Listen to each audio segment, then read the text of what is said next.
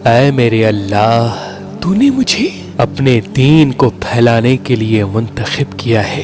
اے میرے اللہ، مجھے اس دین کا محافظ عطا فرما، مجھے میرا بھائی عطا فرما۔ بس تاریخ نے تحریر کیا کہ اللہ کے رسول ان دنوں حضرت ابو طالب کے گھر رہتے تھے۔ کچھ ہی دنوں میں اللہ کے محبوب کی دعا اللہ پاک نے قبول فرمائی، اور اسی گھر میں ایک ماں بار بار یہ کہنے لگی کہ میرے پیٹ کا بچہ مجھے مجبور کرتا ہے، جب بھی محمد آتے ہیں مجھے کہتا ہے اٹھو میری ماں، میرے آقا آ گئے۔ وہاں کی عورتیں ہنسنے لگی کہ ایسا کیسے ہو سکتا ہے، پیٹ کا بچہ تمہیں مجبور کرے۔ لیکن انہوں نے دیکھا کہ جب جب اللہ کے رسول حضرت محمد مصطفیٰ صلی اللہ علیہ وآلہ وسلم گھر میں تشریف لاتے تو بی بی فاطمہ بنت اسد حضرت ابو طالب کی زوجہ تعظیم کے لیے کھڑے ہو جاتی اور کھڑے ہو کے سلام کرتی۔ عورتوں نے مل کے کہا کہ اے فاطمہ، یہ تیرا فہم ہے، محمد تو تمہارا بھتیجا ہے، اب جب محمد آئے گا تو ہم تمہیں پکڑ کے رکھیں گے،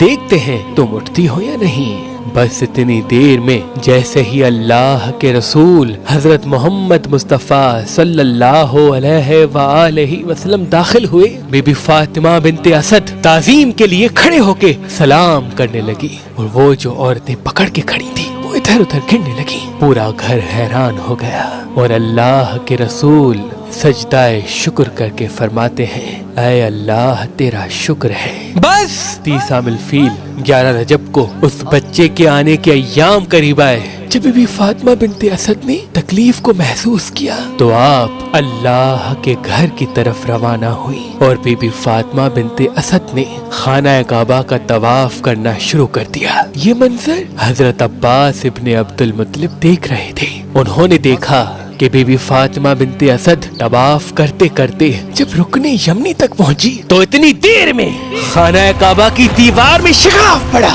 اور وہ شگاف اتنا تھا کہ ایک انسان اس میں اندر جا سکے۔ حضرت عباس ابن عبد المطلب نے دیکھا کہ بی بی فاطمہ بنت اسد خانہ کعبہ کی ٹوٹی ہوئی دیوار میں اندر چلی گئی، اور پھر سے وہ دیوار ملنے لگی۔ حضرت عباس ابن عبد المطلب نے جب یہ منظر دیکھا تو وہ پریشان ہو گئے، وہ ادھر ادھر بھاگنے لگے، لوگوں کو بتانے لگے کہ ابو طالب کی بیوی خانہ کعبہ کے اندر چلی گئی، یہاں تک کہ یہ بات پورے مکے میں ہر خاص و عام کو معلوم ہونے لگی۔ حضرت ابو طالب اور اللہ کے رسول اور سردار مکہ اور قریش کے سارے لوگ خانہ کعبہ کے دروازے کو کھولنے لگے تو کسی سے خانہ کعبہ کا دروازہ نہ کھلے۔ سب لوگ پریشان ہونے لگے، لیکن اللہ کے رسول اور حضرت ابو طالب مطمئن ہو کے بیٹھ گئے۔ تاریخ نے لکھا کہ یہ واقعہ مکے سے پورے عرب میں پھیلنے لگا، اور دور دور سے لوگ کعبہ کی طرف آنے لگے کہ یہ کیا ہو گیا، خانہ کعبہ کے اندر ابو طالب کی بیوی چلی گئی،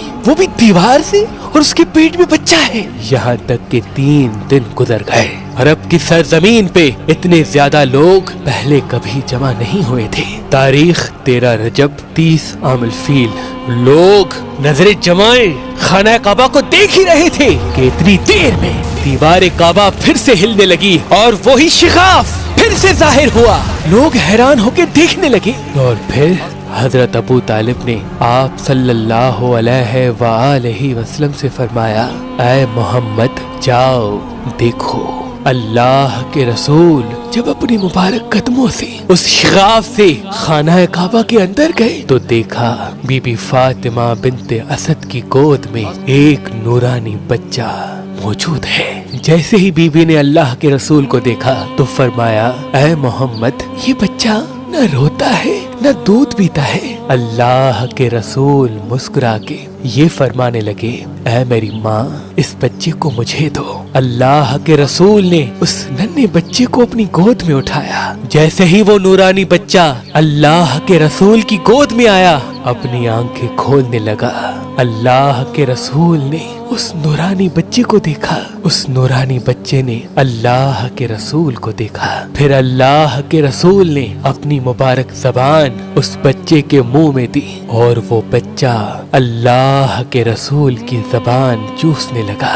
پھر آپ صلی اللہ علیہ وآلہ وسلم نے فرمایا جس نے اس نورانی بچے کو ولادت کے لیے گھر دیا ہے، اس بچے کو نام بھی وہی دے گا پھر جیسے ہی اللہ کے رسول نے اپنی گود میں اس بچے کو لے کے باہر کی طرف آنے لگے، لوگوں نے پوچھا کیا ہے، کون ہے؟ اللہ کے رسول نے فرمایا گھبراؤ نہیں، اللہ کی طرف سے اس بچے کی ولادت بھی علی ہے اور اس بچے کا نام بھی اللہ کے حکم سے آج سے علی ہے۔ سارا عرب جھومنے لگا کہ کیسا شہزادہ اللہ نے ہمیں عطا کیا، یہ ہمارے لیے فخر بنے گا کہ جناب ابو طالب نے بچے کے سر کو چوما اور گھر کی طرف بڑھنے لگے تو عرب کے بزرگ حضرت ابو طالب کے پاس آئے اور کہنے لگے اے سردار مکہ، ہم جو رسم کرتے ہیں ہر بچے کی ولادت پہ وہ تو ہم نے نہیں کی، ہم ہر بچے کو پتھر پہ سلاتے ہیں اور پھر ایک سانپ چھوڑتے ہیں، اگر سانپ بچے کو کھا جاتا ہے تو ہم کہتے ہیں وہ بچہ ہمارا نہیں تھا، لیکن اگر سانپ بچے کو نہیں کھاتا تو ہم کہتے ہیں یہ بچہ ہمارے لیے فخر کا سبب بنے گا، یہ اپنے باپ کی اولاد ہے، تو کیا اپنے بچے کی یہ رسم نہیں کرواؤ گے؟ بس جناب ابو طالب نے مسکرا کے ان لوگوں کو دیکھا اور فرمانے لگے اے لوگوں، جو رسم کرنا چاہتے ہو وہ کرو۔ یہ کہہ کے حضرت ابو طالب نے اپنے شہزادے کو ایک پتھر پہ سلا دیا، ان لوگوں نے مل کے ایک سانپ اس بچے کی طرف چھوڑا، وہ سانپ آتے آتے جیسے ہی اس بچے کے قریب آیا، امام علی علیہ السلام نے اس سانپ کو ننھے ہاتھوں سے پکڑا اور چیر کے دو ٹکڑوں میں تقسیم کر دیا۔ عربی میں سانپ کو کہتے ہیں حیا اور کسی چیز کو چیر کے پھاڑنے کو کہتے ہیں درہ۔ لوگ دور سے کہنے لگے حیا درہ، یعنی وہ سانپ اس بچے نے چیر دیا۔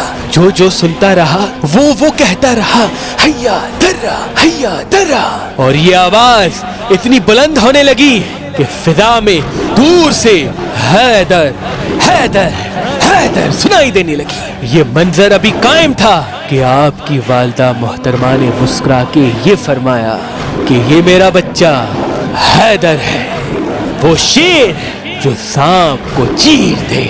آج بھی خانہ کعبہ میں اس دیوار ٹوٹنے کا شگاف قائم ہے۔ تمام اہل بیت کے چاہنے والوں کو اللہ کے رسول کے محافظ، اللہ کے گھر میں پیدا ہونے والے اللہ کے شیر علی ابن ابی طالب علیہ السلام کی آمد